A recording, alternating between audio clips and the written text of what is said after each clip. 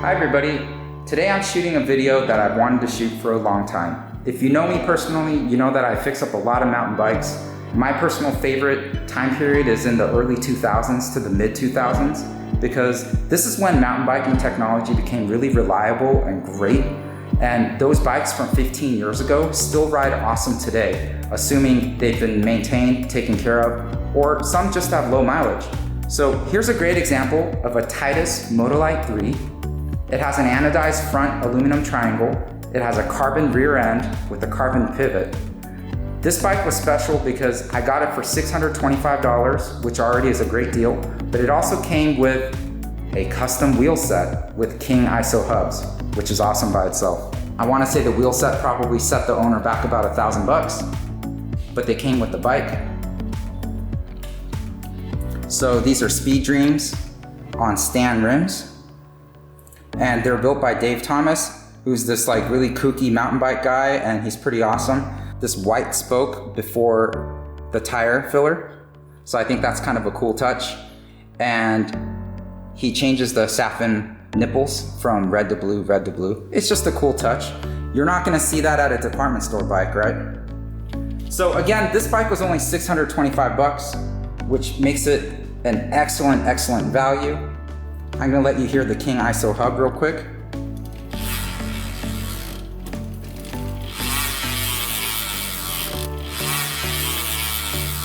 That familiar sound of the King ISO hub is freaking awesome. When you're on a trail, everybody can hear you coming. Here's the carbon rear triangle with the Titus logo and the carbon pivot link. This bike came with a Fox Float RP23. It doesn't have a full out lockout, but it has what's called Pro Pedal, and it stiffens up the valving. For me, I haven't been using it much just because I don't really mind it. On a full suspension bike, people complain about bobbing, usually when their pedaling cadence is not really even.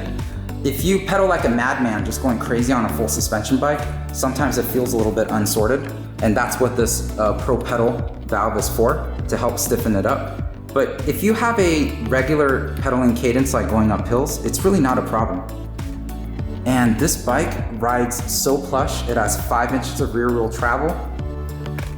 It was a 2x setup when I bought the bike, but I had an extra 32 tooth race face chain ring. So I decided to go with a 1x9. So it's just a 1, and then there's 9 on this cassette here.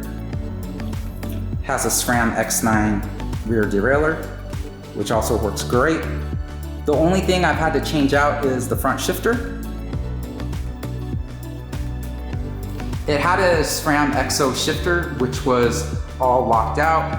I decided to rebuild it, and after rebuilding it and reading more on the forums, I found out it was beyond repair, basically. I rebuilt it and it got a little bit smoother, but I still wasn't happy with it. So I went ahead and just bought the new shifter. I bought an X7 shifter on eBay for like 25 bucks. And I routed it in, everything's perfect. And because I went with the 1x setup, I went ahead and ditched the left-hand shifter.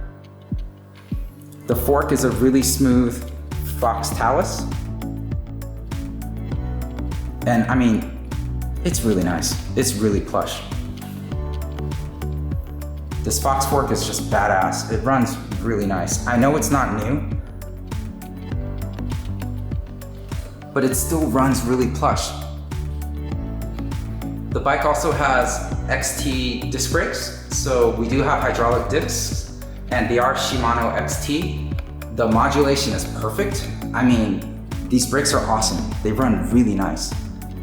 The big benefit to buying a bike like this is that it's so lightweight. I wanna say it's right around 25 to 26 pounds. It even came complete with a KS Lev Dropper post, which works just fine. Has a WTB seat. There's really nothing left to be desired on this bike. And to think that this bike was $4,000 brand new, and it's in this great condition, and I bought it for $625, it's amazing. I think it's a great value. And you gotta love the XTR chainstay protector, right? Because that shows everybody you're legit when you ride XTR. That's just kind of a joke. I personally like Shimano XT. I think LX is just fine too, because I'm not a racer, I'm more of a casual mountain bike guy. So the XTR is kind of a joke. You might think it's funny, you might not. So there it is, my Titus Motolite III. I think this is a great way to recycle things, prevent having bikes end up in a landfill.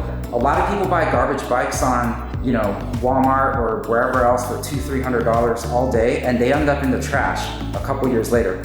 But if you buy a nice bike like this bike's probably gonna last a good 20 years, you know, well beyond whatever a Walmart bike would last. So in this case, you can save a little bit from the landfill, you can help the environment by reusing something that somebody else doesn't want. Man, the ride is freaking awesome. It's so light, it's so fast. I used to ride a GT Zaskar regularly, and this Titus is about the same weight as my old GT Zaskar.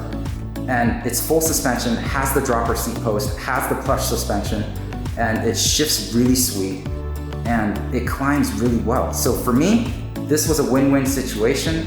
I sold my Zaskar for about $450, and I bought this Titus for $625, and I'm just super excited about it. It's been really fun to ride. Hope you enjoyed the video. I hope that you take your time and find a nicely used bike if you're not in the market or not wanting to spend a ton of money on a new bike, because these deals are out there every day. It's so much better than buying something from a department store or a brand new bike at a bike shop at this price range. Thanks a lot. Talk to you soon. Bye.